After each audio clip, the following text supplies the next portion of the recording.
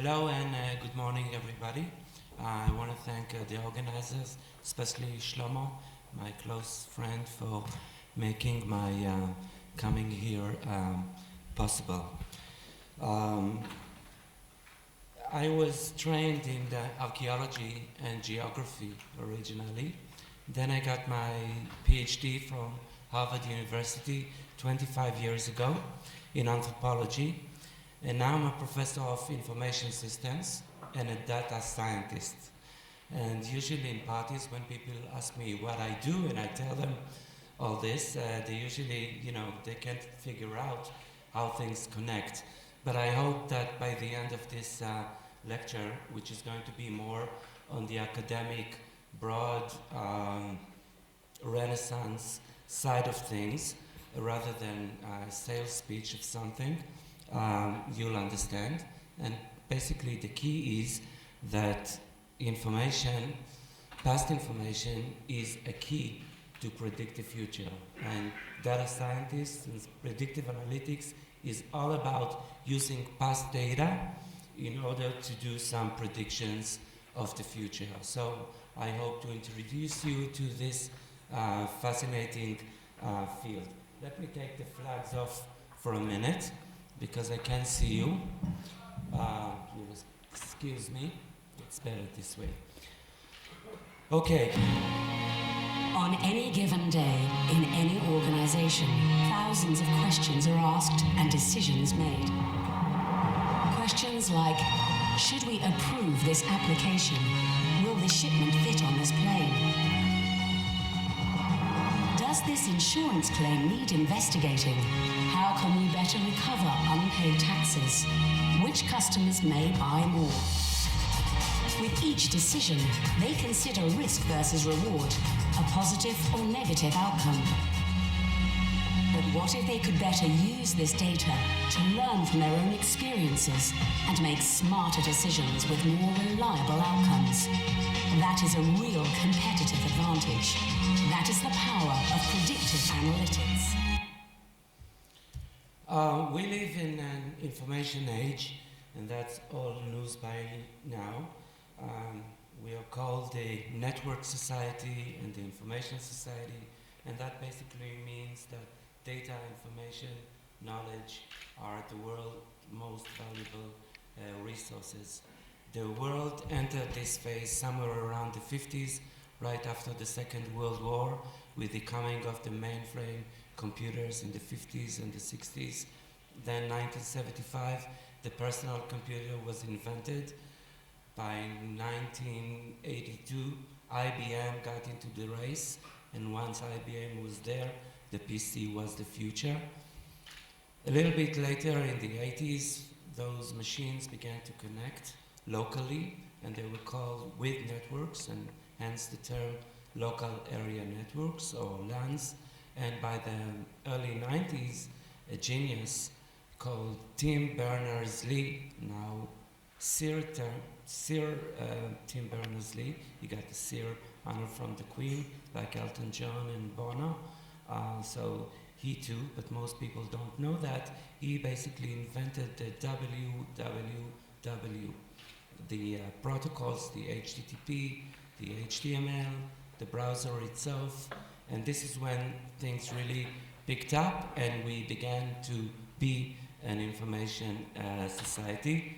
Those of you who remember those days when we first saw Netscape, and later it was Explorer, and now it's Chrome, and the internet began to open to us, we could all sense the revolution, and basically those were fun days.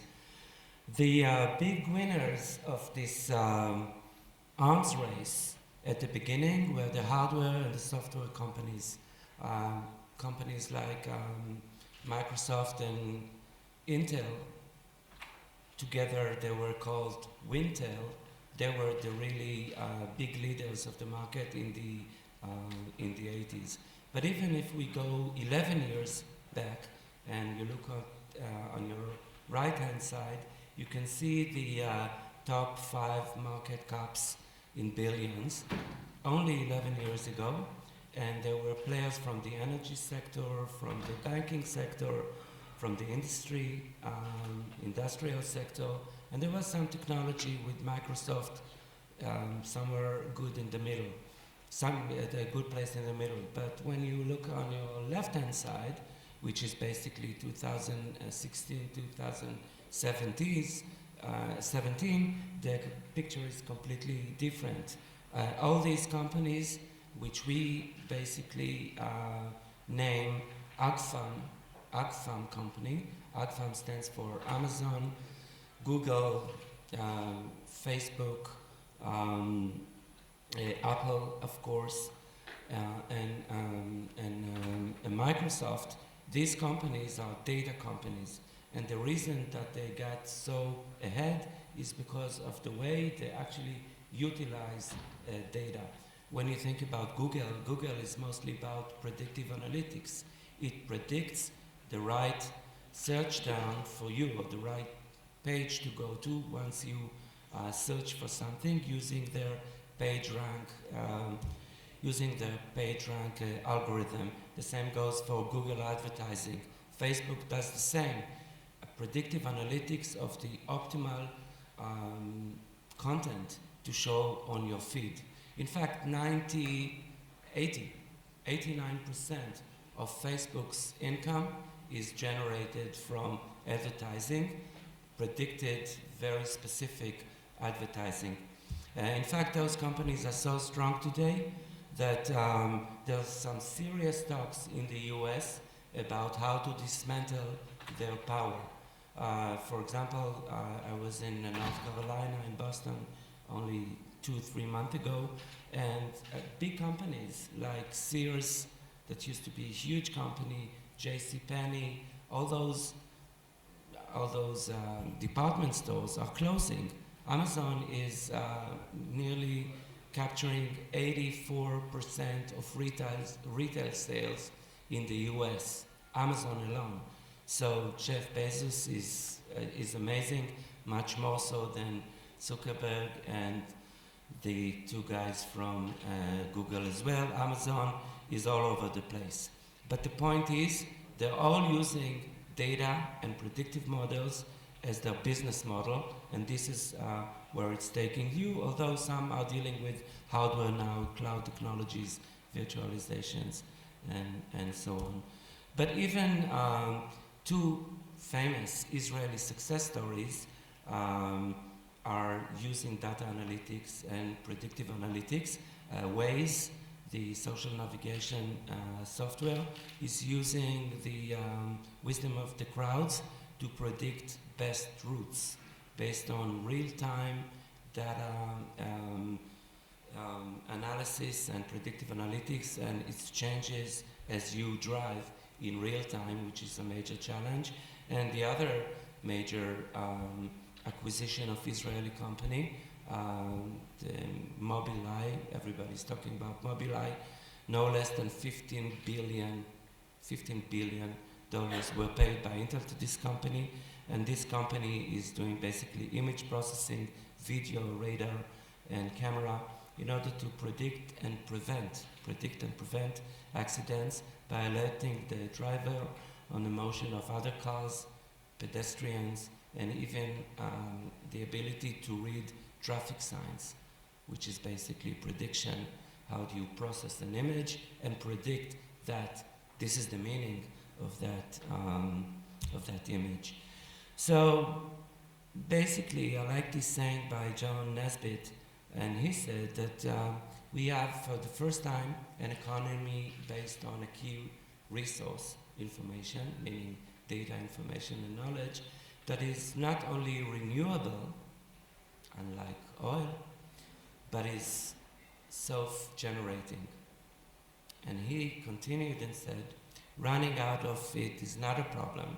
There's no shortage in data, but drowning in that data is. So let's see what drowning means. These are some numbers. April 2017, recent numbers. We're 7.5 billion people on Earth. 54% of us live in cities. It changed only 5-6 years ago. Throughout history, this is my anthropologist speaking, throughout history people lived in rural areas, and only about 6-7 years ago, most of the world population is urbanized. Half of them are on the internet, not counting babies and extremely old people, let's say above 90s, so 55% represents more than the majority of the adult population. When it comes to social media, 40% of them are on the social media. Mobile telephony penetration is amazing. In fact, 95% of the populated area on this planet are covered by GSM or CDMA or any mobile coverage. There are more SIM cards today than there are people. And the same goes to the uses of social media in mobile telephony. And sure, these people can produce. When you look at this, this is basically 60 seconds, 1 minute, every minute on the internet. And just look at the volume. Just look at Facebook, the number of Facebook photos uploads, 250,000 per minute. 70 hours of videos are being watched on Facebook every minute. Facebook, Google searches nearly 4 million searches per minute.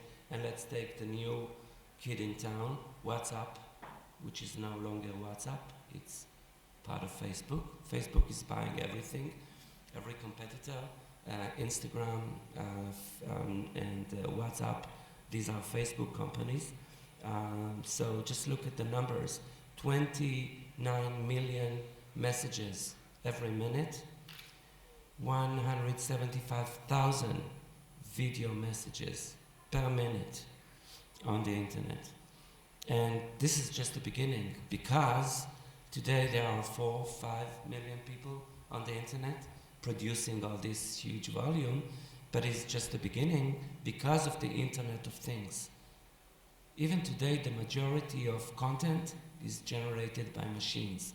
And by 2020, or maybe earlier, well, not earlier, but 2020, 2022 or so, there'll be more than 50 billion machines, sensors, that will produce information on the internet. Here are some examples: surveillance cameras, smart city solutions, wearables of all sorts and kinds, pets with electronic chips, luggages with chips on them, of course cars, navigation, traffic control, you name it.